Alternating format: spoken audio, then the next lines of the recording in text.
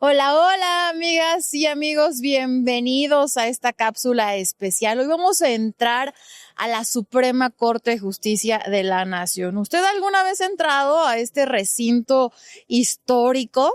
Yo no. Es la primera vez que voy a entrar y quiero compartir esta experiencia con ustedes. Además, hoy vamos a tener una entrevista con la ministra del Pueblo, la ministra Lenia Batres. Y bueno, a ver también aquí nos encontramos allá adentro. Estoy sobre la avenida Pino Suárez, ya a unos metros de distancia de la puerta principal de la Suprema Corte. Y pues bueno, acompáñenme.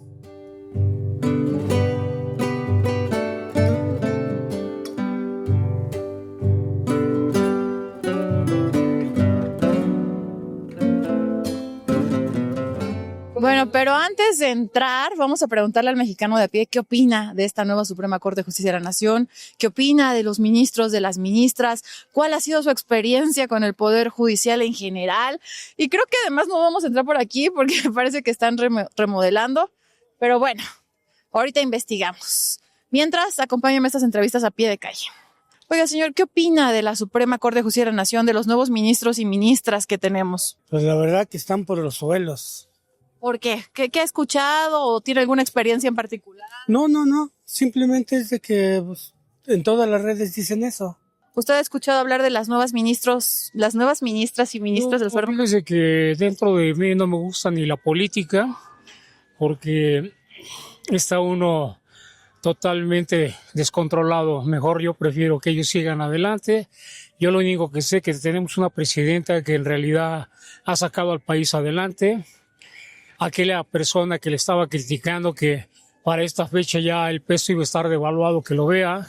Y aquí lo que sabemos es de que los empresarios le han apoyado. Y a mí me gusta mucho, trae usted el emblema del ejército. Yo fui también del ejército y entonces estoy en la Marina. Y me gusta mucho y apruebo mucho lo que es el Aeropuerto Internacional Felipe Ángeles. ¿Ha escuchado hablar de los ministros y ministras de la Suprema Corte? ¿De los anteriores o de los actuales? De ambos. A ver, de los anteriores, ¿qué ha escuchado? Pues, ¿O qué escuchó? Era un reverendo despapaya allá adentro. Escondían los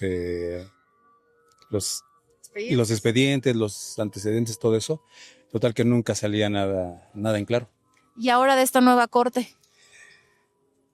Yo creo que hay que darle un poco de tiempo para ver cómo trabaja, aunque sí deben estar muy, muy precavidos con todo lo que se menciona, con cosas mínimas, por ejemplo, lo de que alguien se agachó a limpiarle los zapatos al ministro presidente. ministro presidente. O sea, él debe estar consciente de que debe de cuidar todos esos detalles porque está bajo lupa.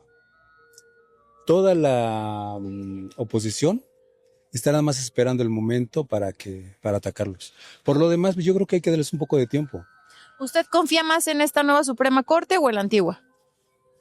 De hecho, a la actual estoy dando el beneficio de la duda. Al anterior, definitivamente no. No, en absoluto. Señora, ¿usted qué escuchó hablar de las ministras y ministros de la Suprema Corte de Justicia de la Nación? ¿Qué he escuchado hablar?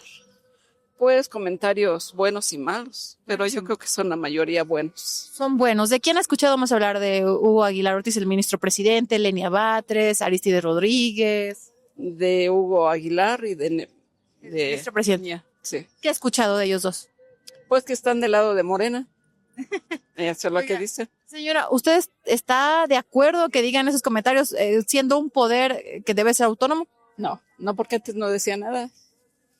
No, y ahora con ellos sí. Okay. Oiga, ¿confía en esta Suprema Corte de Justicia? Al 100%. La vez pasada, la anterior a la Suprema Corte no. No, porque ni se sabía lo que hacían. No sabíamos, pasábamos por aquí, pero nada más volteábamos y ya, nunca se sabía nada de ellos. ¿Votó usted en las elecciones judiciales? Sí. ¿Qué le parecieron esas elecciones judiciales? Muy bien, porque había bastante gente votando. Oiga, ¿qué opina de nuestro gobierno actual con la presidenta Claudia Sheinbaum? Muy bueno, muy buen gobierno, sí, desde el anterior. Señora, ¿ha escuchado usted hablar de las nuevas ministras y ministros de la Suprema Corte? Sí, algo. A ver, ¿qué nombres más, o sea, de qué nombres más ha escuchado? Lenia Batres, Hugo Aguilar. Batres, Hugo Aguilar, ¿Usted confiaba más en la antigua Suprema Corte que en esta? Exacto. Sí, aunque era un poco más transparente, sí, y tardaba un poquito en llegar, sí llegaba. Ahora ya nomás yo creo que es de, te pongo la justicia porque te conozco.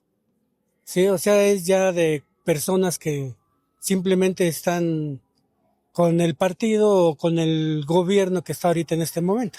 ¿Cree que estos ministros y ministras obedecen a la presidenta Claudia Sheinbaum? La verdad sí, la verdad sí. Oiga, por último, ¿con qué medios se informa? ¿Dónde escucha, ve o lee las noticias o ha escuchado hablar de los ministros? En las noticias, en las redes, en TikTok, en el Face. Ok, en la televisión, ¿en qué canales usted que me diga, mire, este noticiero o este conductor, este periodista? Mire, señorita, no podemos decir que TV Azteca está en contra del gobierno, porque las mismas preguntas que se hacen en ese noticiero también los hace Televisa. Y Televisa también pasa muchas cosas, ¿sí? De que está mal. Entonces, y ahorita la cuestión es o perseguir a TV Azteca, que la verdad son medios de comunicación, sí, que a fin de cuentas informan a la población. Para usted es confiable TV Azteca. Todo, TV Azteca, Televisa y todos los medios informativos, que muchos están siendo callados. Pero cuando se eligió a los nuevos ministros y ministras, jueces, magistrados, que nos dieron que fueron como 10 papeletas de varios colores, ¿usted votó en esas? Sí. También. Si usted me va a preguntar, que es lo que me imagino, qué tan complicado fue para mí votar eso, un poquito estudiándole no hubiera sido tan complicado, porque sí nada más era cuestión de analizar un poquito con anterioridad, no llegar a la casilla y en ese momento empezar a tachar, sino simplemente, porque incluso le voy a contar una cosa, varias personas que figuraron ahí, me las encontré por aquí volanteando, cosa que nunca había yo visto eso. Con la información de cómo se debe de votar. No con la información, sino gente que iba a estar en la planilla buscando el voto. De los candidatos y candidatas. Sí, me tocó verlos. ¿Qué le pareció este ejercicio que, bueno, se va a repetir ahora en 10 años? Sí, si no mal recuerdo, para los ministros y ministras son en 10 años. Yo creo que es una cuestión muy sana. Debemos ya aprender a manejarnos por nosotros mismos, porque estábamos acostumbrados a que nada más con el dedo nos decían, este va a ser, este no. Y ahora tenemos que acostumbrarnos y responsabilizarnos. Es una responsabilidad muy grande que le estamos dejando a las nuevas generaciones de que tenemos la capacidad para elegir a nuestras propias ministros y en todo. ¿Usted cree que esta nueva Suprema Corte esté totalmente independiente, sea autónoma del Poder Ejecutivo? Le estoy dando el beneficio de la duda, todavía no puedo darle ninguna seguridad hasta no empezar a ver los resultados. Okay. Hasta no ver los resultados no puede uno juzgar. Pues yo creo que la elección que hubo para ministros estuvo mal, muy mal. No debieron pero bueno, el gobierno que tenemos hoy en día es algo complicado. ¿Usted participó en las elecciones judiciales? No voté por ellos. Se me hizo una farsa. Todos estaban ya elegidos y más aparte su famoso acordeón que al parecer le llegó a todo México. En todo México se dio ese fenómeno del acordeón. Por eso es que les dicen que son los ministros del acordeón. Oiga, ¿usted votó en las elecciones judiciales? Sí. ¿Qué le parecieron estas elecciones? Pues bastante polémicas en su momento. Pues yo no diría que polémica, lo que pasa es que como que no hubo mucha información. No hubo mucha información y pues de eso se derivó que la misma gente no tuviera bien conocimiento de lo que estaban votando, nada más. Oiga, ¿usted confía en esta nueva Suprema Corte? Sí. ¿En la anterior, más que en la anterior? Sí. Más que nada por los antecedentes, o sea, bien lo dicen ahorita, la gente que está saliendo de la que salió, la anterior, pues venían con unos problemas y los vinimos a ver hasta cuando salieron. Y ahorita pues apenas están empezando. ¿De qué ministro o ministra ha escuchado más, que sea como más viral? El presidente. El presidente Hugo Aguilar. Ajá. ¿Qué le pareció este nuevo, pues el más reciente escándalo, donde pues se ve como que alguien ahí se agacha a limpiarle los zapatos? Ya dijo el que no, que se trató, pues sí, de su de una de sus asistentes que le limpió un poquito porque le había tirado nata, pero que le dijo inmediatamente que se levantara. ¿Qué opina? Mire, yo no puedo opinar sobre esas cosas porque de alguna manera cada quien tiene su equipo, ¿no? Ellos también tienen una imagen, ¿me explico? Y el que ciertas personas estén encargadas nada más de, ¿sabes qué? Ver que estés bien, que tengas bien tu corbata, que tengas eso.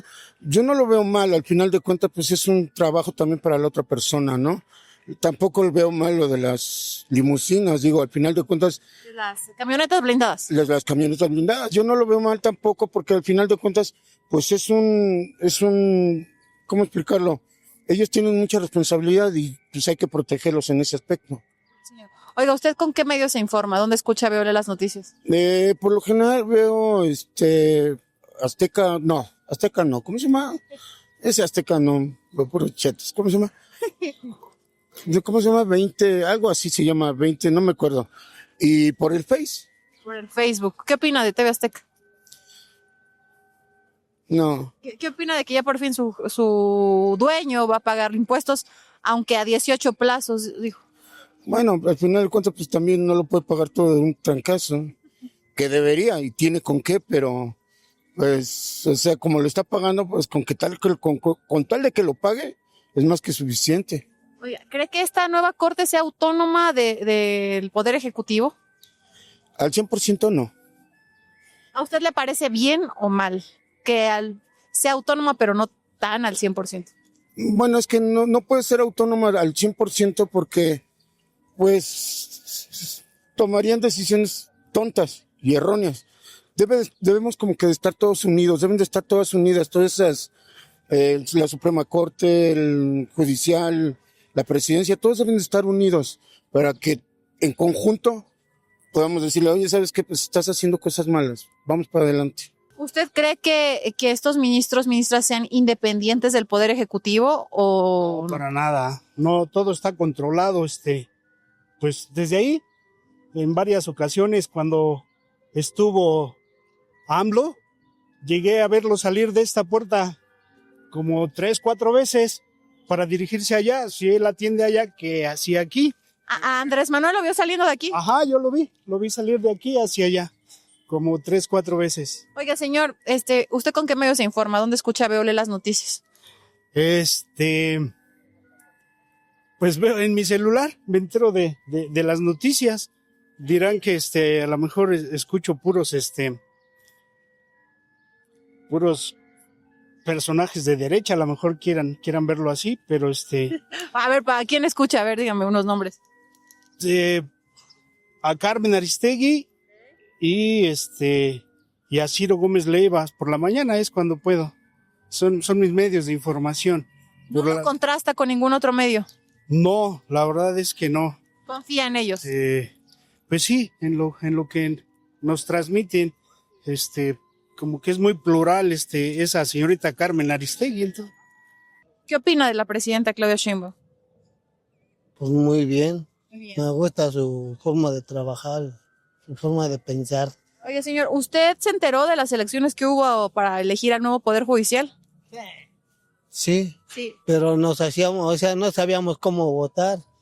Ya pues, hubo muchos que no votaron. ¿Usted participó? No, No. no. Por lo mismo de que no sabía cómo votar. Sí, exactamente, sí. ¿De algún ministro, ministra que haya escuchado particularmente? A ver, le digo nombres: Lenia Batres, Hugo Aguilar, Arístides Rodríguez, ¿alguno así que le suene, que haya escuchado algo? Pues ministro del presidente, Hugo Aguilar Ortiz. ¿Qué ha escuchado del ministro presidente? pues bien, he escuchado buenos comentarios y me parece perfecto su forma de pensar, ¿no? Señor, ya por último, ¿usted con qué medio se informa? ¿Dónde escucha, ve o lee las noticias? Pues nada más en la televisión, ¿Qué canales en televisión? pues lo que es el 6, el 6 y el 4. ¿Con qué medio se informa usted? ¿Dónde escucha, ve o lee las noticias? Pues trato de ser un poquito de todo. Tanto oigo los de la oposición como las televisoras también que no están a favor de la 4T, como también los canales que son un poquito más proclives a inclinarse a esa situación. La mañanera, no me la perdí, la de López Obrador. Ya por último, ¿con qué medios se informa? ¿Dónde escucha, veo las noticias? Pues con los periodistas, con los youtubers más que nada. ¿Youtubers como cuáles? Pues es con los periodistas, con ¿quién más? Ay, se me va el nombre. En las redes. ¿Noticiero en redes? Noticiero en redes. Y varios, pues son tantos que. Sí. Vicente Serrano, Manuel Pedrero. Con ellos dos también, sí. Sí, porque no veo la televisión ni nada. El radio tampoco, ¿no? ¿Qué opina de estos medios? Así, por ejemplo, TV Azteca. Malísimo, pues se dedican a decir mentiras. Muy bien, pues ya conocimos un poquitito de lo que opina la gente sobre esta nueva Suprema Corte de Justicia de la Nación. Ahora, acompáñenme a entrar.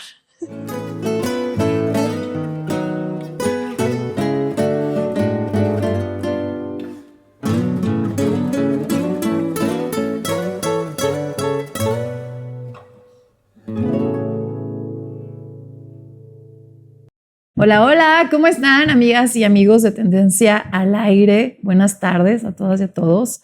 Estamos muy contentos porque estamos con la ministra Lenia Batres, la ministra del Pueblo. Ya la habíamos entrevistado, usted se acordará, pero bueno, la verdad es que es un honor que aquí nos reciba en su oficina dentro de la Suprema Corte de Justicia de la Nación. Es la primera vez que entramos, mi querido Charlie, es toda una experiencia, así que andamos emocionados. Una ministra que designó el expresidente Andrés Manuel López Obrador, que ya nos había hablado de cómo era convivir, trabajar con la antigua corte, esta corte que se fue, pero que ahora me gustaría preguntarle, ministra, ¿cómo se siente ahora en esta nueva corte con estos nuevos compañeros, nuevos ministros, ministras? Pues obviamente que mucho mejor. Digamos que esta es una corte que nace de un experimento extraordinario en nuestro país, que es la elección de personas juzgadoras. Por primera vez en nuestra historia se elige la totalidad de personas juzgadoras. Bueno, elegimos la mitad ahorita, la mitad del año que entra o en 2028, como se resuelva, pero estamos hacia allá, un ejercicio inédito. Y digo inédito porque ya tuvimos elección en el siglo XIX, pero era una elección nada más de los entonces magistrados que les llamaban integrantes de la Suprema Corte, y era una elección indirecta. Hasta 1917 se eligieron a los magistrados de la Suprema Corte. De hecho, parte de las demandas del Plan de San Luis que emite Madero desde la cárcel en San Luis Potosí viene justamente la de anular las elecciones, no solamente la presidencial fraudulenta, que fue la última de Porfirio Díaz, y las elecciones de legisladoras y legisladores, sino también la elección de magistrados de la Suprema Corte, lo cual nos muestra que desde 1857 hasta entonces fueron electos. Claro, ya en el porfiriato pues se entiende que con todas las debilidades y la atrofia que generó el porfiriato a los mecanismos democráticos. Sin embargo, pues tenemos por lo menos unos 30 años de un ejercicio democrático real en el que participa el pueblo en unas elecciones especiales, particulares, de magistrados de la Suprema Corte. Y gracias a esa elección, pues tuvimos a Benito Juárez, a Ignacio Vallarta, a Ignacio Ramírez, a Lafragua, Manuel Lafragua, entre otros grandes juristas mexicanos. Ahora, pues es un ejercicio distinto, pero pues estamos teniendo por primera vez una elección universal de ministras y ministros, lo cual significa también que hay un compromiso y hay una preocupación de los ministros y las ministras actuales, pues respecto de lo que piensa la gente de la justicia, de nuestras interpretaciones. Hay una mayor preocupación hacia afuera, hay menos ensimismamiento, menos aferramiento a la técnica por encima de la sustancia de lo que vamos resolviendo. Todo eso creo que sí es nuevo y por supuesto que es una diferencia grande con la corte anterior. Hay transparencia. Claro. El 5% de los asuntos de la Corte anterior se resolvían en sesiones públicas. Ahora resolvemos el 100% en sesiones públicas. Además hay discusión real, no se acuerdan los asuntos antes de las sesiones y se viene a las sesiones públicas como requisito. Ahora tenemos debate y a veces debate fuerte, lo cual han querido pues tergiversar. Sin embargo, es un debate absolutamente legítimo de visiones que no son uniformes. Entonces, creo que son cambios importantes. Democrático, un debate democrático. Además, un debate democrático. Ministra, previo a la aprobación de la reforma y ya una vez con la reforma aprobada, impulso hacia una elección y durante el proceso electoral, la oposición pues, quiso hacernos creer que esto iba a fallar. Usted, como miembro o exmiembro de esa Corte y miembro activa de la nueva Corte y el nuevo Poder Judicial, de verdad, como testigo de todo esto, ¿han cambiado las cosas?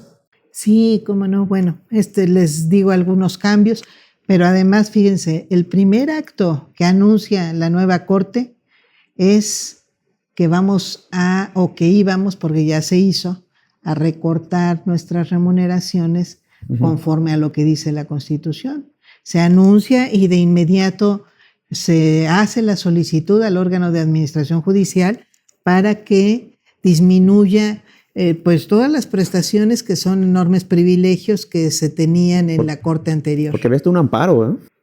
Pues el hay famoso ya muchos amparos. Para que no se bajaran el sueldo como sí, lo marcaba la ley. Sí. Bueno, pues nosotros acordamos y hicimos directamente la solicitud. Ese es un primer signo pues, de una Corte que está dispuesta a que a nosotros mismos se nos aplique la ley, que eso, bueno, debería ser obvio, pero no lo fue, porque se trató de una norma vigente desde 2010 que hasta 2025 se nos aplica, y eso por disposición propia de la Suprema Corte. Y un segundo gran cambio, creo yo, pues es esta disposición a abrir la Corte a la sociedad. Ya les decía ahorita, pues el 100% de las sentencias son transparentes, pero además, fíjense, uno de los acuerdos también que aprobó esta Corte fue la realización de audiencias públicas, no a solicitud de los particulares nada más, bueno, de hecho antes ni siquiera eso se tenía, sino a solicitud de ellos o a solicitud de especialistas o por acuerdo incluso de la propia Corte. Y ya tuvimos nuestra primera audiencia pública, la tuvimos respecto a la interpretación que hacemos en la Corte para invalidar leyes por falta de consulta a personas con discapacidad. Entonces abrimos una audiencia en la que se inscribieron más de 100 personas físicas y además representantes de organizaciones de personas con discapacidad, y fue un ejercicio de una extraordinaria riqueza en términos de pues lo que vislumbra alguien que vive una circunstancia que de ninguna manera vamos a poder, por más sensibilidad y ganas de entender, pues vamos a vivir quienes no tenemos esas discapacidades. Entonces, pues fue un ejercicio inédito también, pero además muy rico para efecto de nuestras resoluciones. Okay, que antes no.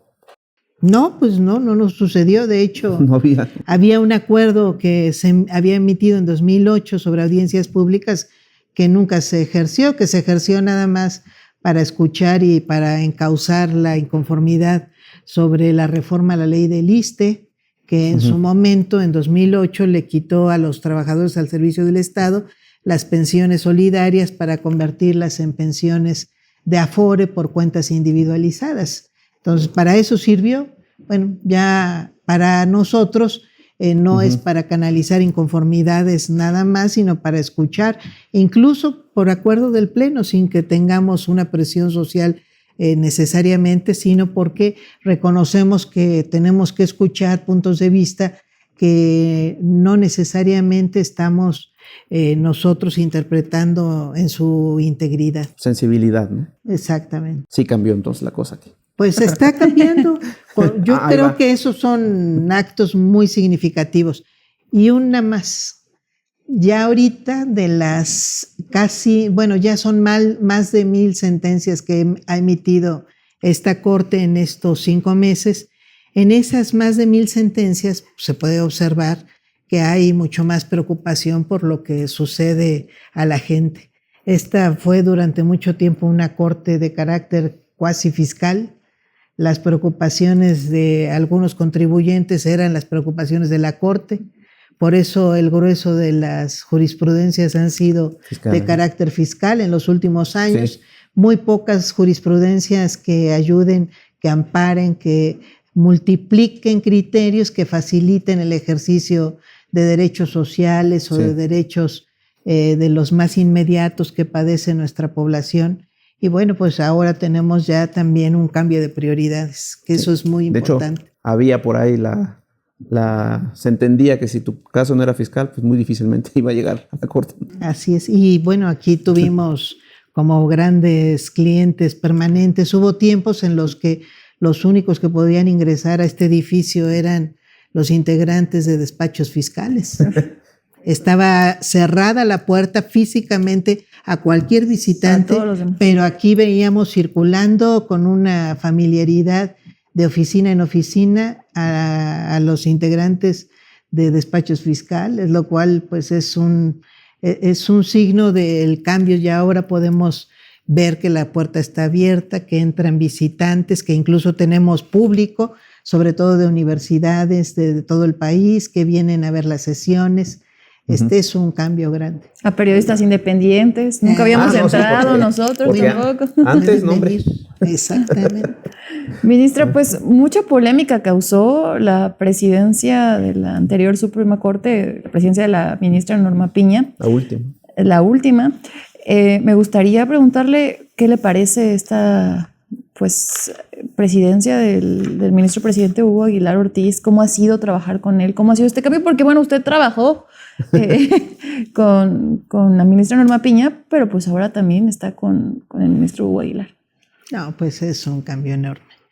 No, con el ministro Hugo Aguilar yo en particular coincido en muchísimas de sus preocupaciones, por supuesto en la que más ha ocupado su tiempo, que es la preocupación por los derechos de los pueblos y comunidades indígenas. Es absolutamente, de hecho, pues había sido una preocupación anterior que no encontraba eco aquí, y a mí me alegra mucho que estemos dándole la importancia que merece, más aún en el marco de una reforma fundamental que se dio el año pasado respecto justamente de los derechos de los pueblos y comunidades indígenas, que además pues requiere mucha interpretación favorable o garantista por parte de la Suprema Corte. Entonces me parece, comparto muchas de sus preocupaciones. Creo que ha habido una conducción de las sesiones muy sensata, muy incluyente, muy rápida en términos de agilización de los asuntos. Entonces, claro, había en la anterior corte, no había precisamente lentitud, pero sí había un sesgo permanente de limitación de los debates, más bien mucha preocupación de que no saliera de un control además sumamente rígido de esos debates. Entonces, bueno, ahora tenemos ya asuntos, a veces nos ocupan algún tiempo, pero ha sido un tiempo sustantivo de debates. Tuvimos ahí algún asunto que nos llevó más de 30 intervenciones, pero pues se debate y se resuelve conforme a los criterios de la mayoría. Entonces, pues estamos teniendo esa forma ahora de llevar los asuntos en la Corte. Era un reto bien difícil porque el pleno de la anterior presidenta pues era un pleno que llevaba 3, 4 asuntos en una sesión. Teníamos 3 sesiones a la semana en las que cada sesión se llevaba eso, no excedía de 10 asuntos el pleno de la ministra Norma Piña. Ahora el pleno, pues hemos tenido ya sesiones con aprobación de más de 50 asuntos en una sola sesión. Más eficiente. Pues era un reto fuerte porque al desaparecer las 2 salas, pues teníamos que traer los asuntos de las salas al pleno y lo estamos logrando de una manera extraordinaria. Nos hacíamos la cuenta el viernes pasado que hasta el viernes nosotros ya habíamos resuelto más asuntos que los últimos 5 años resolvió el pleno anterior. En los últimos 5 meses, resolvió el pleno anterior 941 asuntos, funcionando con 10 ministros, porque ya no estaba el ministro Aguilar, el ministro Luis María Aguilar. En el pleno actual, que somos 9 ministros, hemos resuelto en 5 meses 1,040 asuntos. Entonces, pues ahí vamos, porque se andaban dando cifras de manera tergiversada, pero estos son, ahí se puede mirar en la memoria misma de la Corte, y creo que ese reto de superar a la Corte anterior era muy fuerte, porque significa que cada ministro estamos analizando el doble de asuntos. Lo que antes solamente veíamos una sala, cada uno de nosotros. En lo particular, pues yo estaba en la segunda sala, entonces analizaba solamente la mitad de los asuntos, que eran los que veía la segunda sala. Ahora todos vemos el 100%. Entonces, el llegar a la misma cifra de lo que resolvía la Corte anterior, pues significa que estamos duplicando cada uno de nosotros, pues el análisis de asuntos, y me parece que poder decir que ya ahorita a 5 meses lo estamos logrando, pues no es un asunto menor. Empezamos más lentamente el primer mes, claro, pero estamos acelerando. Esto quiere decir que en el último mes, pues logramos pues una cantidad muchísimo mayor de resolución de asuntos por ministro. Y no es que sean carreritas, pero creo que el modelo está funcionando. Pues es que es un reto doble, porque nosotros estamos obligados a resolver con eficiencia, que quiere decir con rapidez, con menos recursos, que además los tenemos. Se nos recortó el 17% del presupuesto respecto al que tuvo la Corte el año pasado. Este año tenemos 17% menos recursos y estamos resolviendo ya más. Entonces, pues eso es eficiencia. Y al mismo tiempo que está resolviendo numéricamente, pues estamos resolviendo con calidad, porque le estamos dando prioridad a lo que tiene impacto en nuestra sociedad. Entonces hemos también ya incluso hasta logrado nuevos criterios sobre pensiones, que eso siempre es muy importante, porque es uno de los principales temas que sí llegan hasta acá, hasta la Corte, que tiene que ver pues con personas que pues esperan una remuneración adecuada a sus últimos años de vida. Pues es muy importante que nosotros lo estudiemos pues con detenimiento, y se han dado pues también criterios garantistas, y entre otros temas que ha estado resolviendo la Corte en estos últimos meses. Sí. Ministra, en las últimas semanas dio usted la nota por varios días, porque pues ahora sí que el debate estuvo buenísimo. Ayúdenos a entender qué es la cosa juzgada fraudulenta, porque es un término que muy poca gente conoce, pero que está bueno para antes de entrar en materia. Es un tema importantísimo, porque nosotros cuando vamos a las escuelas de derecho, entre otros principios de derecho que aprendemos, es que hay cosa juzgada. Quiere decir que cuando se llega a una última instancia de revisión de un asunto y se emite una sentencia, esa sentencia alcanza un nivel de absoluta definitividad. Quiere decir que no se puede abrir, es cosa juzgada. Significa, le llamamos también causó estado, decimos en el lenguaje jurídico mexicano. Quiere decir, ya no se puede revisar nada. Y una vez que alcanza ese estatus, se archiva el asunto. Es más, así decimos, archívese como asunto total y definitivamente concluido. Porque causa estado.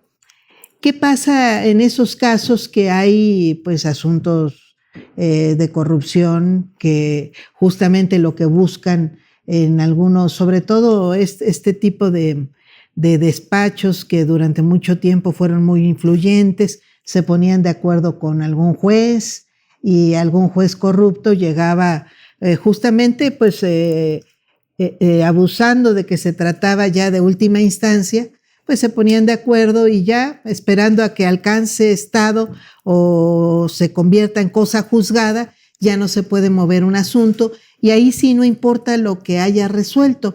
Y entonces, pues en muchos casos, pues se presentaron pruebas falsas o fraudulentas, o en otros casos, pues los jueces resuelven fraudulentamente. La ley dice esto, pero ellos entienden esto y entonces nadie lo puede mover. En esos casos logramos, y digo logramos, yo asumo que es un triunfo del derecho. En 2004 logramos que en el Código de Procedimientos Civiles del Distrito Federal, lo que era todavía el Distrito Federal, se metiera en un artículo una figura que se llama acción de nulidad de juicio concluido. ¿Qué quiere decir? Acción es que se pueda presentar una demanda, de nulidad pues que se pueda declarar inválido. Cuando se declara la nulidad de un acto jurídico, se entiende que no tiene validez desde el momento mismo en que se emite, lo cual tiene una trascendencia muy importante. Okay.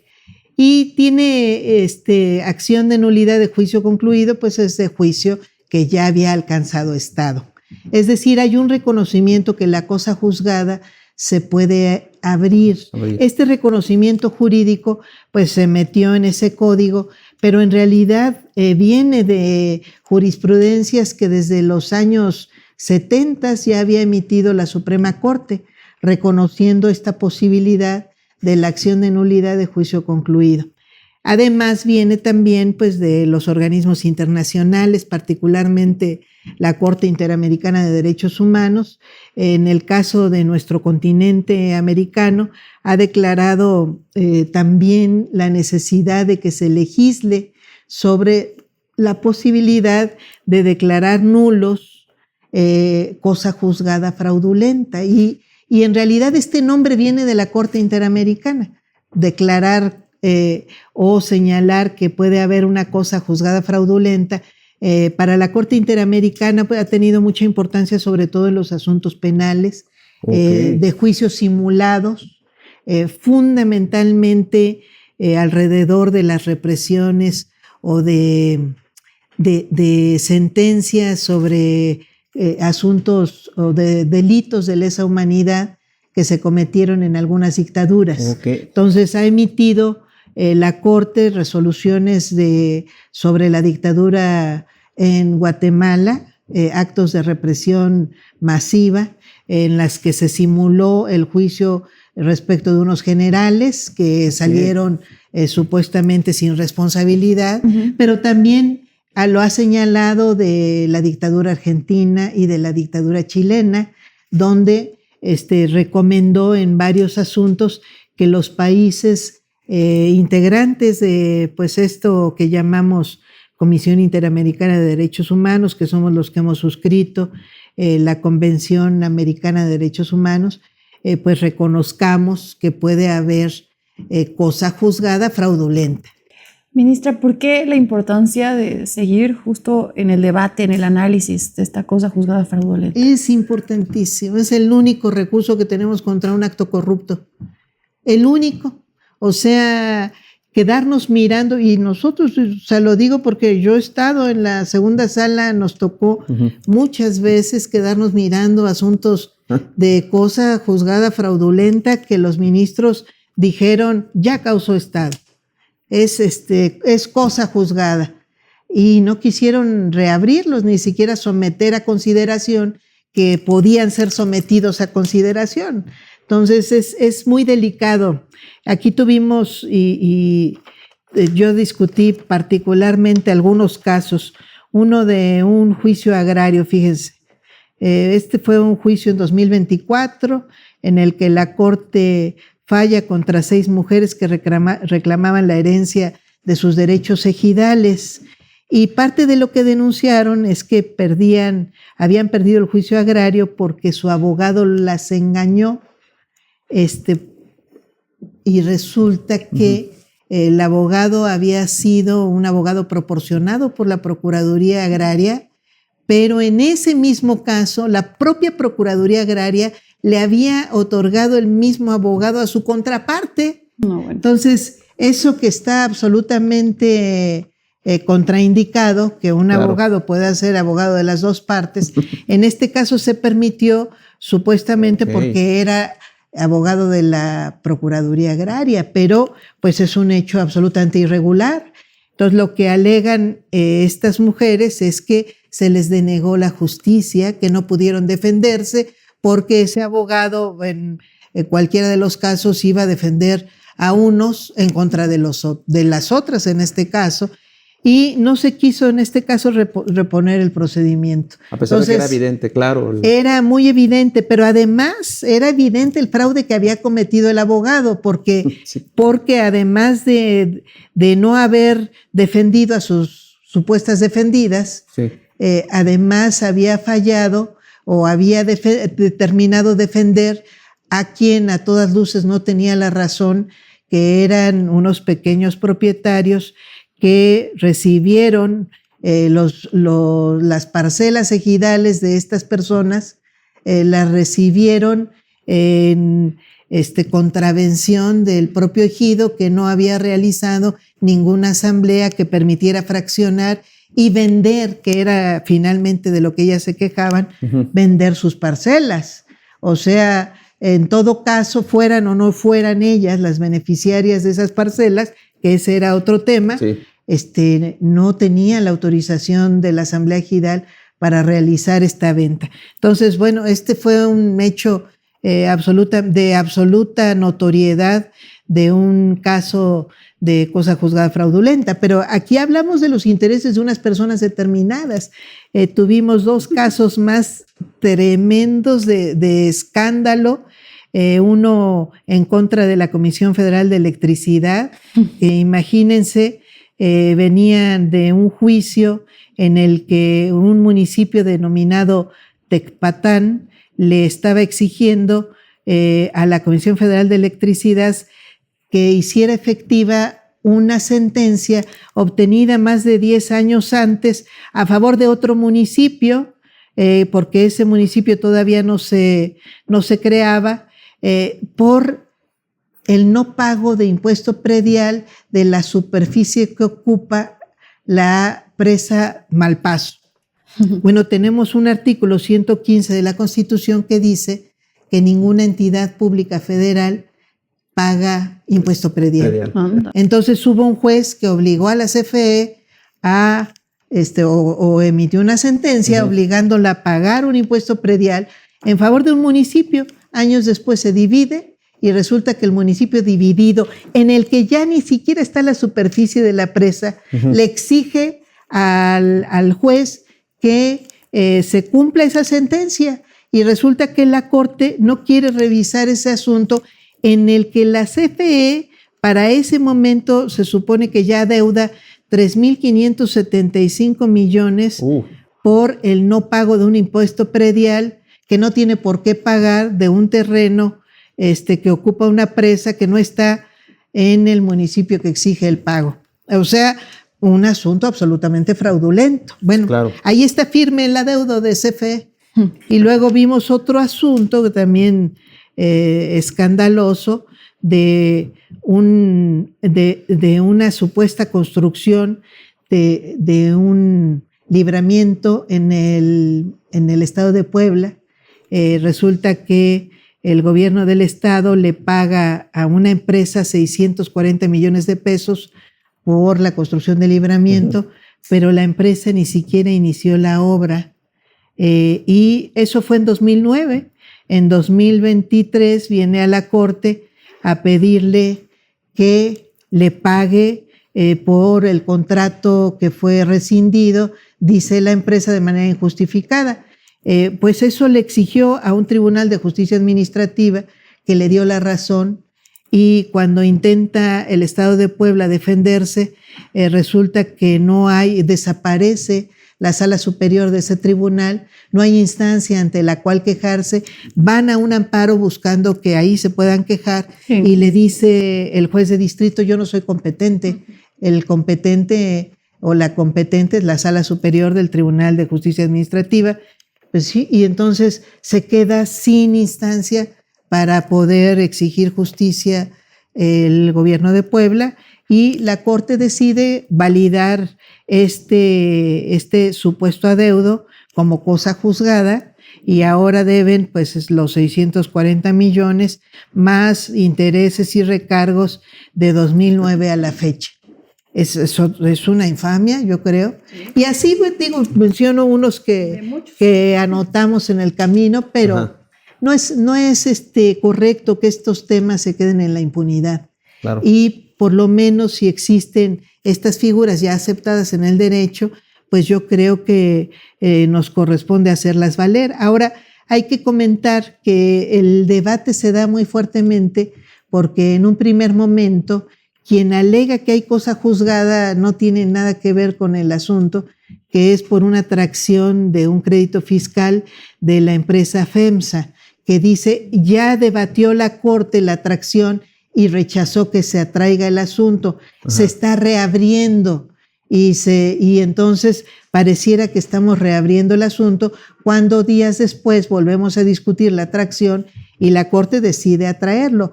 No, en realidad lo que dice la ley es que nosotros podemos discutir las veces que sea una atracción siempre y cuando no se haya resuelto, es decir, siempre y cuando no haya cosa juzgada. Entonces no tenía nada que ver. Y luego discutimos aquí otro tema que fue muy interesante de un asunto civil. En realidad, un esposo alega la quiebra de su empresa para quitarle la casa que dice que es de la empresa a una esposa que además recibe la ocupación de la casa del ex esposo, la recibe como pago de alimentos. Entonces, a través de un juicio mercantil que declara la quiebra de la empresa, el esposo se quiere deshacer de una obligación civil. ¿Qué hace la ex esposa? Presenta una acción de nulidad de juicio concluido y alega que se trata de un acto civil. Entonces llega aquí a la Corte meses después de que la Corte decidió interpretar este artículo del Código Civil del Distrito Federal, todavía se llama así, que permite la acción de nulidad de juicio concluido, la limita la Corte a los temas civiles. Entonces, la esposa pues, o la exesposa lo que dice es, pues es un asunto civil, no es un asunto mercantil. No estoy discutiendo la quiebra de la empresa, estoy discutiendo que me quiten la forma en la que mi exmarido me está pagando alimentos o en todo caso que la sustituya. Eso es lo que discutíamos días después que quedó ya interrumpido porque rechazamos una sentencia que estaba interpretando que no procedía justamente la acción de nulidad de juicio concluido, es decir, que no procedía no abrir esa cosa juzgada fraudulenta. Entonces vamos a rediscutirlo con un nuevo proyecto ya returnado el anterior y pues vamos a ver qué resulta de esta nueva discusión. Pero esa es la importancia yo creo que es muy grande y aquí me remonto a un hecho histórico. Esta figura nace de una experiencia totalmente convulsa en la Ciudad de México, por eso es que se legisla en 2004, que tiene que ver con dos casos, el paraje San Juan y el predio El Encino, con los que se inició un juicio de desafuero contra el entonces jefe de gobierno del Distrito Federal, el licenciado Andrés Manuel López Obrador. Nace de ahí, de justamente dos juicios fraudulentos. Sí. Y a partir de entonces es que se presenta una iniciativa y la aprueba la entonces Asamblea Legislativa del Distrito Federal, dejando la posibilidad que esta cosa juzgada fraudulenta pueda permanentemente ser revisada ante dos supuestos. Había varios inicialmente, pero ahorita tenemos los dos que pervivieron hasta el momento en el Código de Procedimientos Civiles, son el supuesto de que haya pruebas fraudulentas o falsas, o dos, que haya una actuación fraudulenta del juez. Esos son los dos supuestos, que por cierto, déjenme decirles, los copia el nuevo Código de Procedimientos Civiles y Familiares, el Código Nacional de Procedimientos Civiles y Familiares, que entrará en vigor el año que entra. Tiene esta misma figura con esos mismos dos supuestos. La acción de nulidad por juicio concluido, bajo la presentación de pruebas falsas o fraudulentas, o la actuación fraudulenta del juez. Ok, ministra, entonces, pues importantísimo abrir el debate sobre el tema, pero yo le quiero preguntar algo un poco más técnico, porque existe afuera una teoría de que esta figura de cosa juzgada fraudulenta incluso es y era antes mucho más ofrecida como una herramienta jurídica por despachos a clientes pues que no siempre se manejaban sobre la legalidad o legalmente, como una herramienta para, yo te llevo el caso hasta la última instancia, te lo dejo ya inmóvil, tú me pagas tanto. Era como una herramienta usada por despachos, ¿o es? Hasta la fecha yo no conozco. Este era el primer juicio que del que he oído o hemos nosotros tratado como cosa juzgada fraudulenta, este juicio de esta exesposa. Es la primera actuación de una acción de nulidad de juicio concluido que yo conozco en una práctica que llevo de más de 30 años en la actividad jurídica. Es decir, pues si algún despacho lo llegó a ofrecer, no sé si haya llegado a esa instancia. Ahora te voy a decir que en realidad el grito en el cielo que ponen muchos es porque se abran asuntos fraudulentos. Y yo esa parte pues la lamento mucho. Sí hay elementos pues que tienen que comprobarse. No procede abrir cualquier juicio. O sea, tiene que haber pruebas suficientes de que las pruebas con las que se emitió la sentencia original son fraudulentas, las pruebas. Bueno, claro. Para eso necesitamos pues unas pruebas muy distintas a las del juicio original, o que la actuación del juez fue fraudulenta. Bueno, tenemos también, eso no es sencillo, menos aún cuando nosotros reconocemos que los jueces tienen pues libertad en sus criterios, independencia judicial le llamamos, y por lo tanto incluso hasta mecanismos de interpretación dentro de un abanico bastante grande que puede llevar a conclusiones contradictorias. Sin embargo, hay lógica. Y yo creo que cuando hay lógica, pues este tipo de asuntos como los que te acabo de narrar, pues son absolutamente incontrovertibles en su origen fraudulento. Cuando la Constitución dice ningún ente federal tiene que pagar impuesto predial y un juez resuelve, pague impuesto predial, pues hay una actuación fraudulenta del juez. Ahí no necesitamos que ningún despacho le cuente a nadie nada. Hay un hecho incontrovertible. ¿Pero por qué lo haría el juez así? Pues, ¿por qué crees? Que por cierto, déjame te cuento que en ese caso la CFE no se defendió.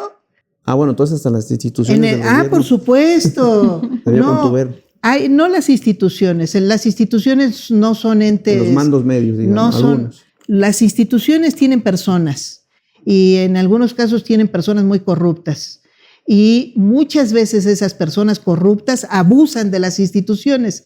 Y en lugar de defenderlas, en más de un caso, bueno, esto lo puede narrar cualquier abogado o abogada que se haya desempeñado en el servicio público, hay abogados que en lugar de defender a la institución, defienden a un particular en perjuicio de la institución para llevarse una parte del dinero que ese abuso va a representar. Esto lo vemos en juicios que no defiende nadie. Y teníamos esta práctica muchísimo en los asuntos laborales, por ejemplo, que justamente se decía la ley que se presume el dicho del trabajador que no sea controvertido. Entonces bastaba con que la institución no se defendiera para que un despido injustificado quedara firme.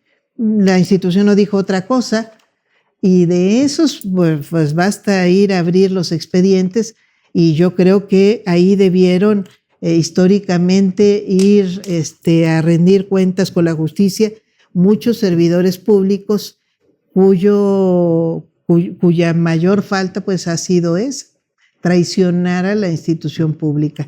En este caso yo presumo que es exactamente eso, pues era muy fácil defender a la CFE, no la defiende. En el otro caso lo que hay es una ausencia del órgano y debió haberlo resuelto la Suprema Corte aceptando que fuera un juzgado de distrito el que revisara, porque finalmente estamos obligados a tener instancias que puedan revisar la actuación de un juez de primera instancia. Debió haberse permitido que fuera el juez de distrito el que revisara la sentencia de este caso de Puebla. Pero pasa eso. Pero ante un caso de esta naturaleza que la Corte no lo quiera discutir, nos habla de que...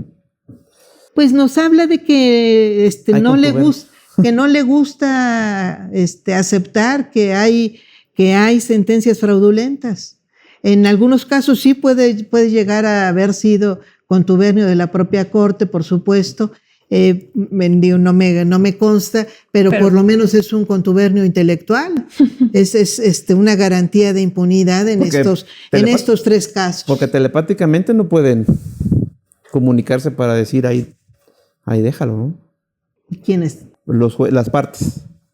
La Corte, la parte que denuncia, pues, ¿cómo no abren ante un evidente caso fraudulento, ministra? Pues porque... ¿Cómo se pueden poner de acuerdo el criterio así? No, pues eran los ministros. Pues los ministros sí se pueden poner de acuerdo, no telepática, sino físicamente. Fueron los ministros de la segunda sala que dejaron pasar estos 3 asuntos. Estos me constan a mí, o sea, fue ya en mi ejercicio, lo vi físicamente, discutí con ellos, defendí que no se quedaran en la impunidad y la Corte decidió que así fuera. La segunda sala, que son personas determinadas que formaron una mayoría para evitar que en estos casos se reconociera una cosa juzgada fraudulenta y pudiera revisarse. Increíble. Ministra, ya para pasar a otro tema, me gustaría que brevemente se dirigiera aquí a nuestro público y explicar así brevemente al pueblo de México por qué entonces es importante seguir con este tema de la cosa juzgada fraudulenta y pues la importancia de ella. Ya nos los dijo, ya nos dio ejemplos, sí. Pero ahora a nuestro público. Pues yo creo que es fundamental que haya una instancia obviamente de excepcionalísima recurrencia, pero que la gente, la mexicana o el mexicano que haya tenido alguna sentencia fraudulenta, que no son pocos, déjenme, hay que reconocerlo, más bien mucha gente narra haber tenido sentencias o actuaciones de jueces de manera absolutamente injusta.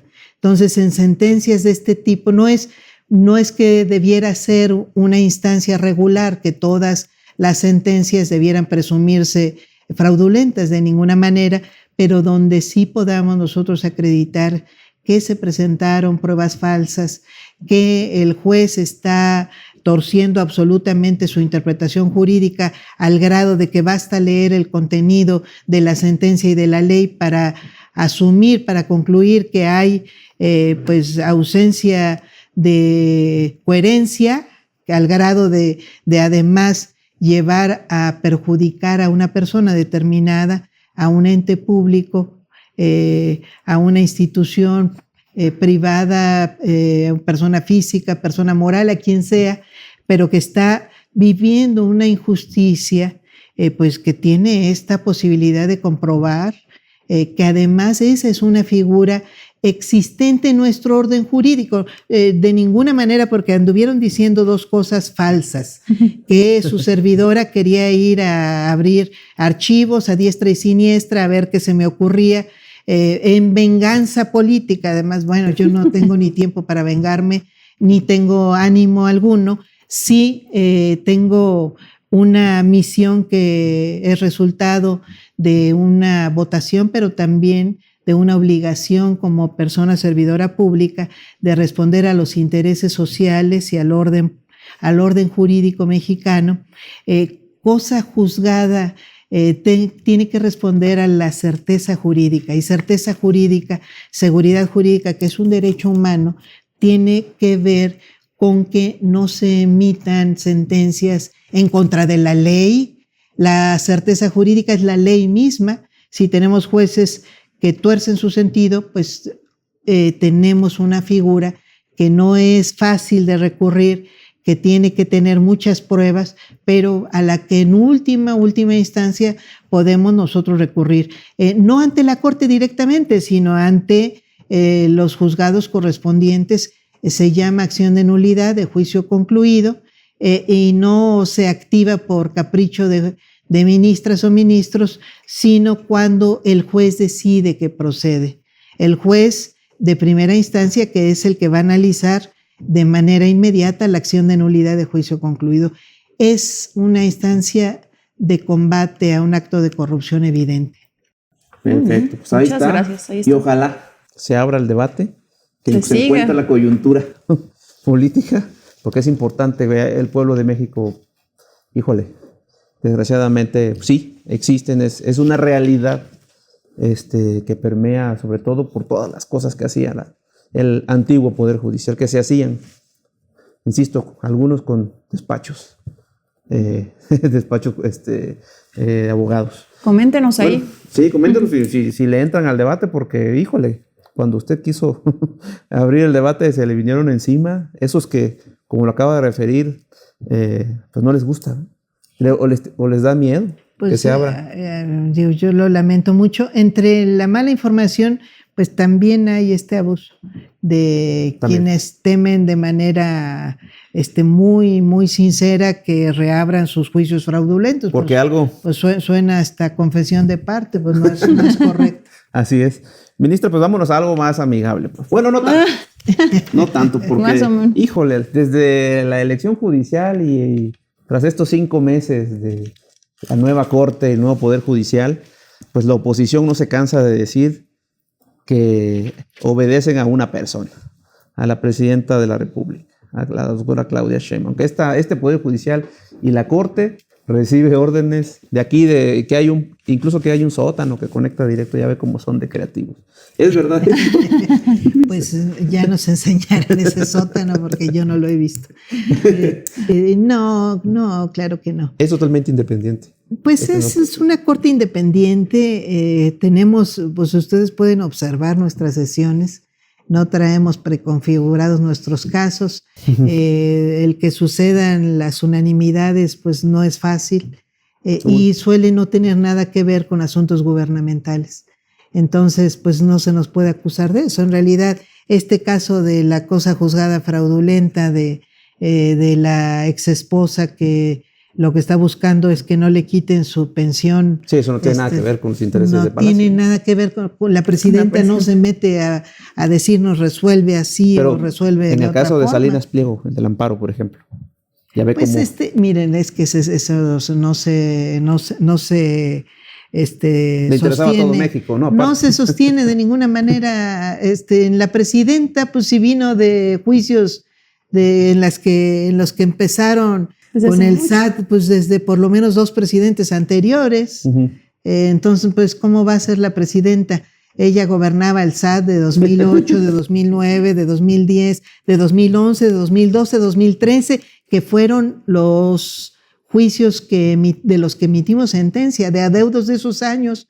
Pues no, ella no gobernaba el SAT, ni tampoco gobernaba el Tribunal Federal de Justicia Administrativa, que validó esos créditos fiscales, ni tampoco gobernaba a los tribunales, a los juzgados de distrito, que validaron esos créditos fiscales, ni tampoco gobernaba a los tribunales colegiados de circuito, que validaron, o sea, no tiene nada que ver, llega hasta acá pues de casualidad y más bien gracias a más de 100 procedimientos retardatorios de los asuntos, pero pues por puro accidente le toca a la presidenta ser la que está gobernando mientras nosotros resolvemos estos 7 juicios que resolvimos el año pasado con relación a los casos que teníamos de estos créditos fiscales.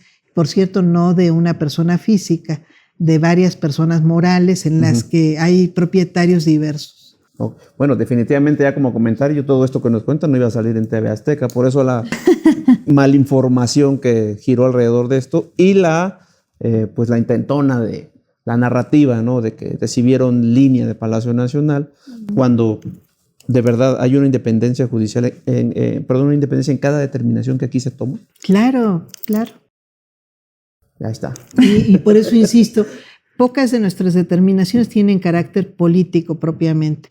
Si pensamos que las de carácter fiscal son netamente gubernamentales, bueno, pues ahí debemos tener mucha consideración, porque en realidad era en los años anteriores que la Corte llegó a ser mayoritariamente fiscal, no en este momento. Bueno, ahí los medios lo editorializan, ¿no? Es todo, ya ve cómo son. Ministra, actualmente también hay muchos mexicanos que se niegan a creer que ustedes ya ganan menos, que renunciaron a ciertos privilegios que antes tenían. A ver si nos puede decir cuánto actualmente gana un ministro. ¿Cuánto gana actualmente usted? Pues fíjate que justamente estaba imprimiendo mi recibo para que no haya chismes al respecto. Ya ve que antes eran hombres, se rayaban antes, ¿eh? Ahorita les cuento los abusos. Miren, bueno, les cuento primero.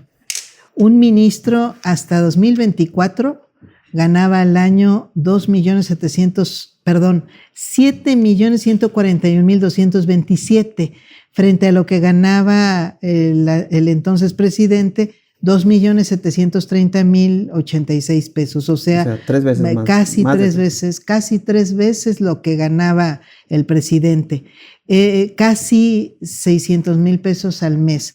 Y eso que ya había bajado, porque en 2018 aceptan los ministros de entonces bajar un poquito su remuneración, pero nunca que responda a lo que dice la Constitución en su artículo 127, fracción segunda, que dice que las personas servidoras públicas debemos recibir una remuneración menor a la que perciba la persona que encabeza la presidencia de la República.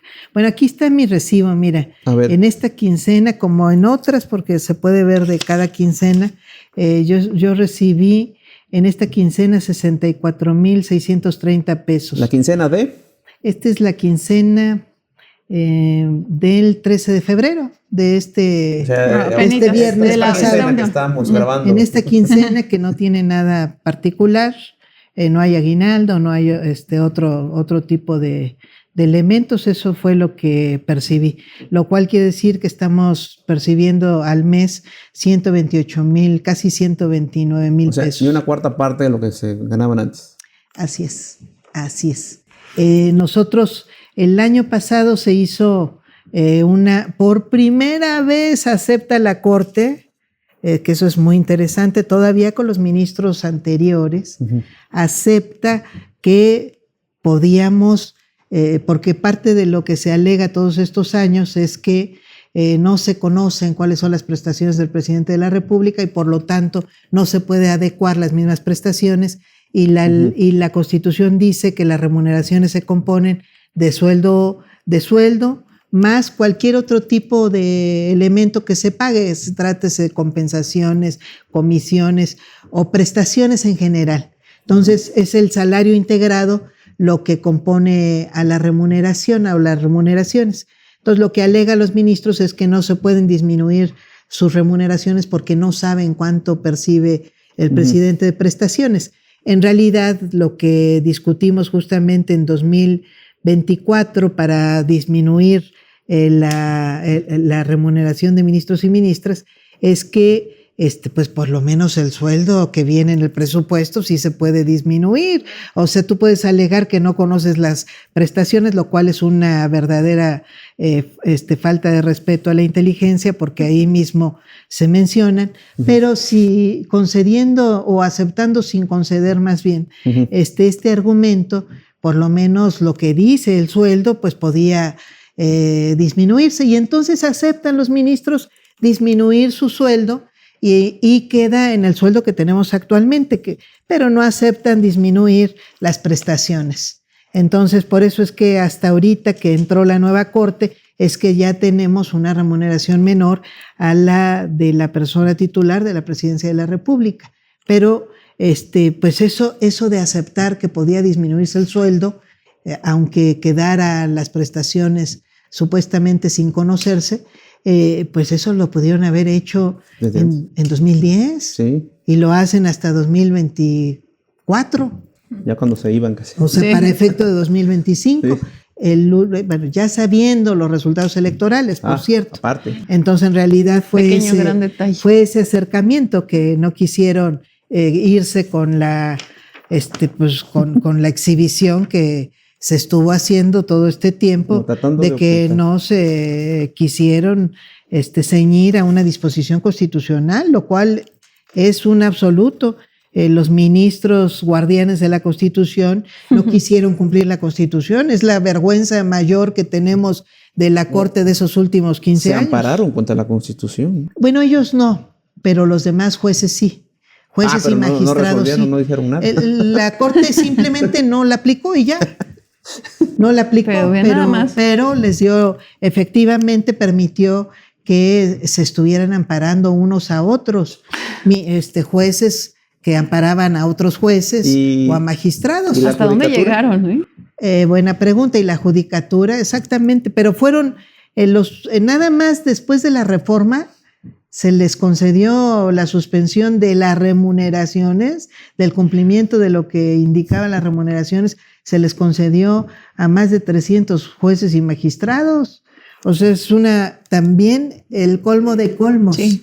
Bueno, Abuso. ya la Corte mandó o emitió un criterio de que esto debería nulificarse, que los jueces están obligados a retirar las suspensiones otorgadas en contra de esta disposición, que además es constitucional. Claro, aparte era un abuso, una grosería para Además, el pueblo de México. para usted que viene del pueblo, ese sueldo No, más que es- suficiente. ¿eh? Es un sueldo más que decente. O sea, estar pensando, yo todo el tiempo me preguntaba, pues, ¿en qué se gasta una persona casi 600,000 pesos? Que además recibe en el propio ¿Qué? trabajo ¿Qué? alimentos, que además le dan, bueno, entre esas prestaciones, más de 85,000 pesos al mes para hacer su supermercado. O sea, mucho abuso, abusos verdaderamente injustificables que pues son malos ejemplos porque la gente en nuestro país no vive, no tiene esos niveles de vida. Entonces son abusos absolutamente injustificables y a la luz del cumplimiento de nuestras obligaciones como servidores públicos de estos años, pues totalmente vergonzosos. Mira, Sin duda. aquí estaba buscando.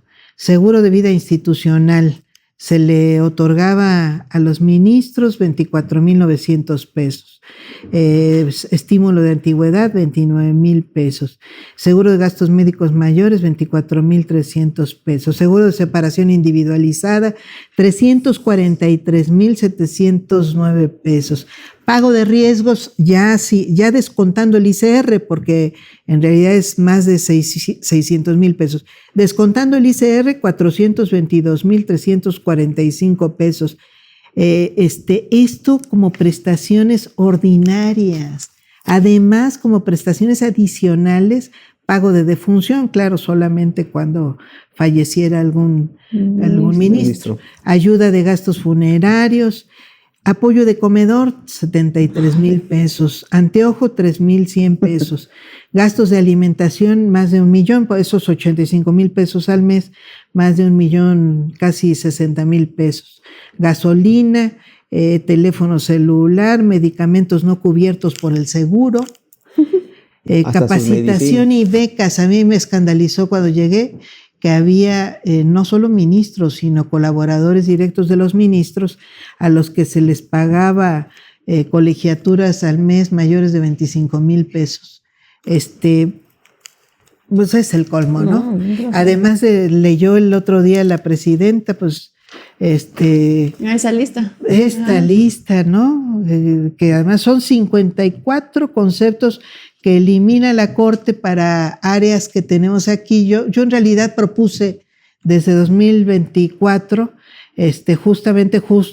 junto con la insistencia en reducir la remuneración, propuse que desapareciera esta área de atención a ministros, que se dedica a contratar suministro de agua, energía eléctrica, servicios de telefonía, hacer los pagos, a hacer la reparación de refrigeradores, compra de enseres menores, compra de camisetas y bordado de ropa, mantenimiento de elevadores en domicilio particular, mantenimiento de plantas de luz y reparación eléctrica o de gas, solicitud de pipas de agua, compra de alimentos a domicilio, apartado de lugares y gestión en estadios de fútbol y béisbol, reserva de mesas de restaurantes, traslado de amistades, traslado urgente de objetos personales, etcétera. No, hombre. Ya no le sigan, ministra, porque ya me siento bien ofendido. Y la gente también seguramente. No, es el colmo, ¿no? Sí. Entonces, estar pensando que es una miseria cobrar más de 100,000 pesos al mes en nuestro país es una ofensa para el grueso de los mexicanos. Yo creo que estamos obligados a cumplir la Constitución, que tiene un límite en este momento. Claro. Y estamos obligados a desquitar además este trabajo en beneficio de la ciudadanía. Pues somos servidores públicos. Aquí se veía el cargo de ministro como si fuera un nombramiento nobiliario. Ya tenemos título de ministro, háganse para allá, váyanse. Bueno, había quien pedía que no los miraran a los ojos en el camino, caminando. No, ridículo. Los elevadores, si se subía el ministro, no podía subirse nadie más. No, ya pasamos de esa. Vivimos tiempos de república, no es un imperio, no es una monarquía. Reyes, ¿no? Y tenemos más obligaciones que otra cosa. Estos recursos que recibimos, no son el pago nobiliario, no son el pago de la compra de un cargo, que además así se hacía en los tiempos de la colonia todavía. No, se trata de una contraprestación a obligaciones que nos corresponde cumplir. Entonces, es un salario, así como es. cualquier otro trabajador. Sí, que por cierto ya estamos afiliados todos al ISSSTE, a partir de enero de este año, porque antes era ofensivo para los ministros hablar de ISSSTE, ¿no? No, pues no. El ISSSTE era para otros trabajadores, no para nosotros los servicios privados. Así es, decía Andrés Manuel, si quieren vivir como reyes, pues váyanse al sector privado. Ahí. No, pues. Tantos despachos que los hubieran contratado, ¿verdad? Pues son muy buenos abogados. Así es. Ya hablando de otra cosa, no tan amigables cosas, porque híjole, todo lo que respecta a su ponencia los hace enojar en la oposición. Y una de las preguntas que todos tenemos, quizás porque no nos ha quedado claros, es ¿cuántos asesores hay en su ponencia? Mis famosos asesores. Yo no tengo un solo asesor. Hay en este momento en mi ponencia 83 colaboradores que ocupan cargos de secretario de estudio y cuenta, que son células, en realidad son pequeños grupos que funcionan como un juzgado. Tengo 8 secretarios de estudio y cuenta, que son como 8 unidades, que lo que hacen es, en los casos que nosotros nos toca atender completos, como son las controversias constitucionales o las acciones de inconstitucionalidad, pues llevamos el juicio completo, llevamos la audiencia, notificaciones, hacemos lo que hace cualquier juzgado. Tengo pues esta cantidad de unidades, porque les insisto, cada secretario de estudio y cuenta es como una unidad jurisdiccional, y lo que hacen estos abogadas y abogados fundamentalmente, pues es ayudarme a hacer una propuesta, un proyecto. Diario discuto con ellos esos avances. Su servidora en estos últimos 2 años de la corte anterior emití 654 sentencias, que obviamente no las hubiera podido hacer yo solita. Claro. Las formulan, estudian los asuntos y me presentan un primer proyecto, pues los abogados, y insisto, los trabajamos. Si tenemos que hacer cambios, los vamos haciendo, y pues yo los presento ante el Pleno. Diariamente presentamos, hoy resolvimos, si mal no recuerdo, creo que 14 asuntos. 14 asuntos. Hay sesiones en las que hemos resuelto 50 y algo de asuntos, creo que 53, que es la que alcanzamos mayor número de sentencias. Pues estas no las hacemos ni uno de los ministros, las hacen nuestras ponencias. Digamos, todas la las ponencia así. está conformada por estos abogados y abogadas que ocupan distintos cargos de responsabilidad. El máximo es el de secretario de Estudio y Cuenta, que son pues proyectistas, Claro. que se auxilian a su vez de secretarios auxiliares, que es un siguiente nivel, que a su vez también colaboran con ellos.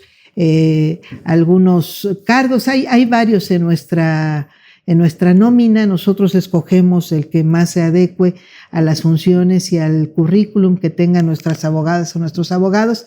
En mi caso traté de conformar una ponencia de abogadas y abogados prioritariamente de escuelas públicas, lo cual me ha resultado extraordinariamente bien, porque aquí en esta corte se tenían pues al grueso abogadas y abogados de escuelas privadas con perspectivas pues a veces sumamente mercantiles o muy individualistas, o muy privilegiadas, o muy ajenas.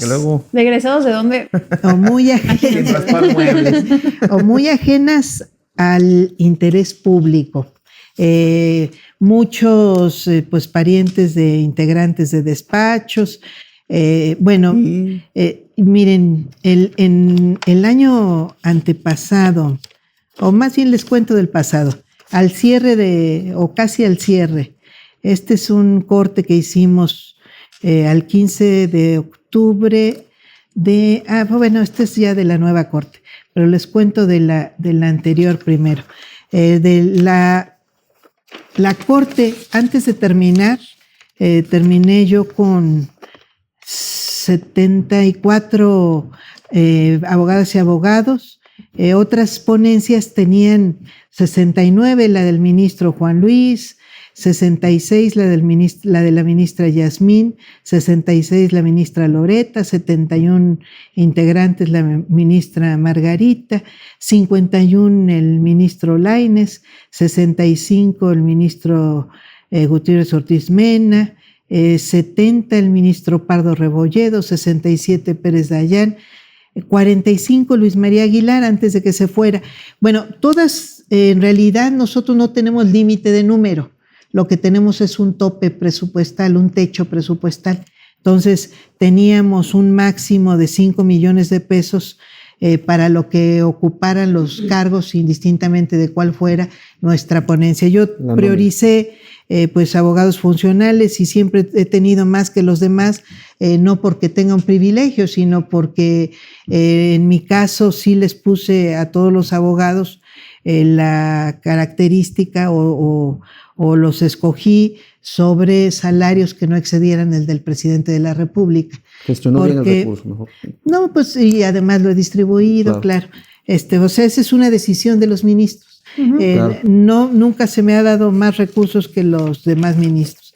Y déjenme decirles, por cierto, que la ministra Norma Piña tenía 150 cuando ella nunca emitió un solo proyecto de sentencia.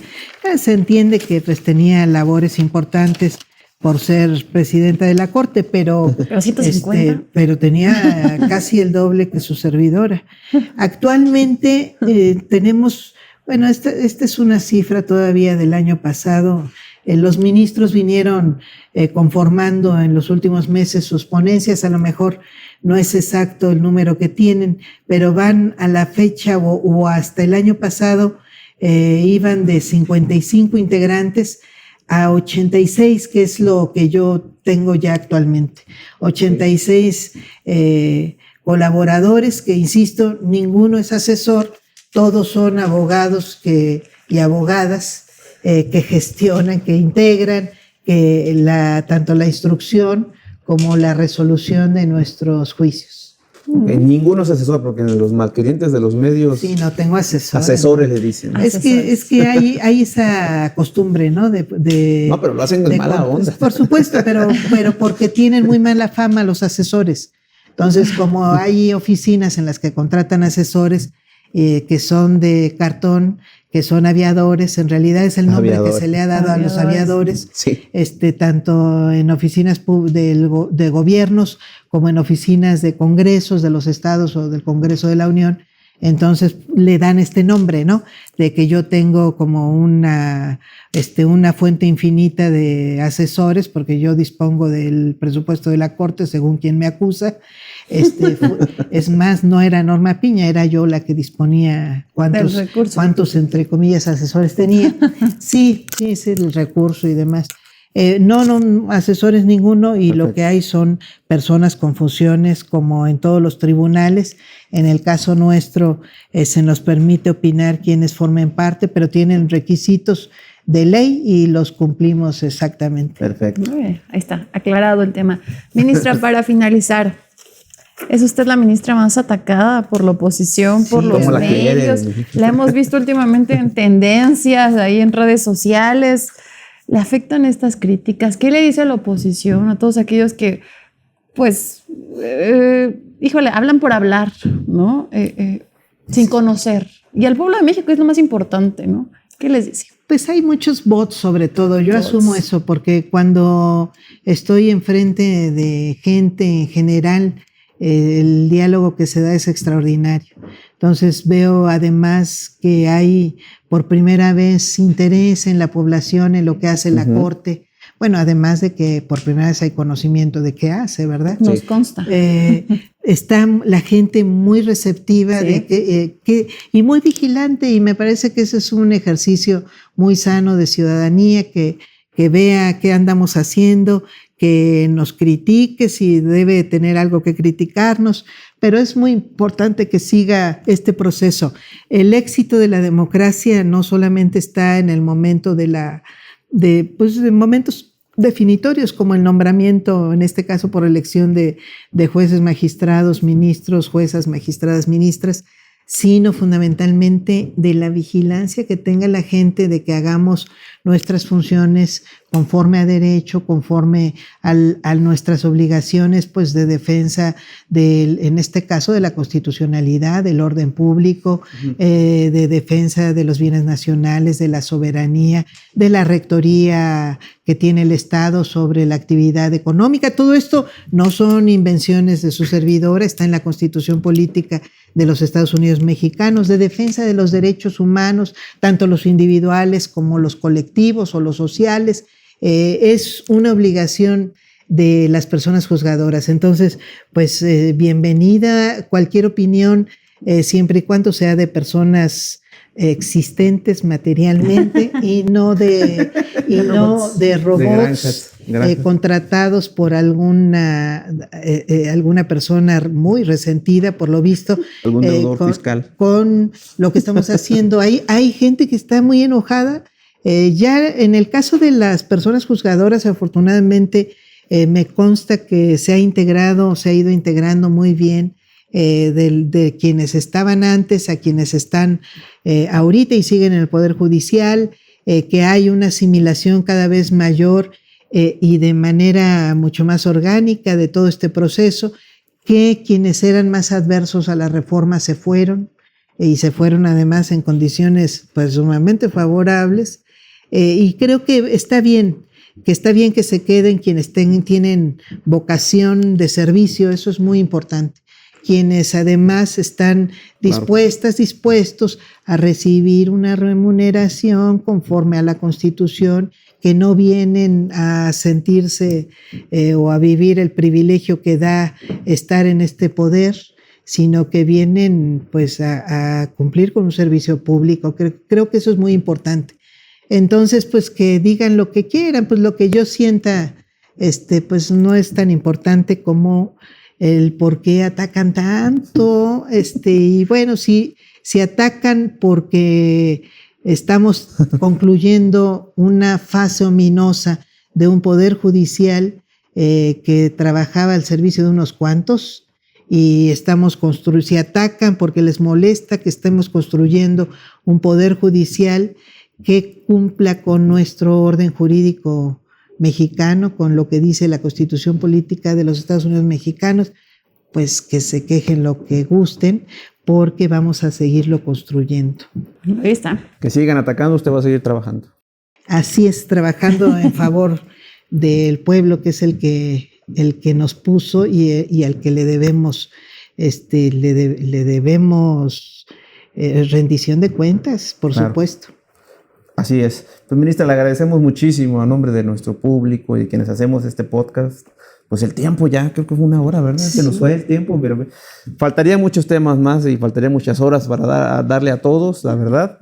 Pero bueno, esta hora que nos dio, muchísimas gracias. Muchas gracias. Sabemos que está trabajando, como ya lo dijo, pues casi 1000 resoluciones en 5 meses. Habla de una corte distinta. Y entonces el tiempo que usted nos da es mucho más valioso, incluso que la corte anterior. Entonces se agradece y pues esperamos próximamente, cuando vaya pasando el tiempo, a lo mejor cuando lleguen a las 2000 o antes de que acabe el año, ¿verdad? Regresar aquí y ver si las cosas continúan igual, trabajando aquí en la corte. Y si es tan fácil volver a entrar, porque antes no se podía. Había muchas trabas, ahora es distinto. Entonces, pues agradecerle y nos vemos en otra edición, si nos permite, ¿verdad? Sí, claro que sí. Y un saludo muy afectuoso a todo el auditorio de Tendencia al Aire. Muchas gracias, ministra. Y pues gracias por abrirnos la puerta. Nos vemos en el siguiente podcast. Bye. Adiós.